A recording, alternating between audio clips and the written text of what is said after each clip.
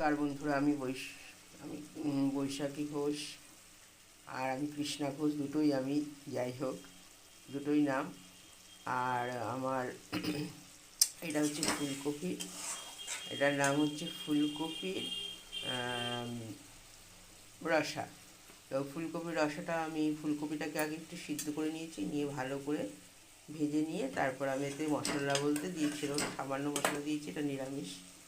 তো এটা হচ্ছে আমি সাদা জিরা ফোড়ন দিয়েছি, গোটা গরম মশলা দিয়েছি, আর আদা, একটু সামান্য জিরে গুঁড়ো দিয়েছি, আর দিয়েছি একটা টমেটো, আর দিয়েছি টক দই, আর নামাবার আগে মিষ্টি আর একটু ছাই গরম মশলা দিয়ে দিয়েছি। তৈরি হয়ে গেছে আমার ফুলকপির রসা। এটা রুটি ভাত সব কিছু দিয়ে খাওয়া যায়। এবার আমি এটাকে তুলে নিচ্ছি।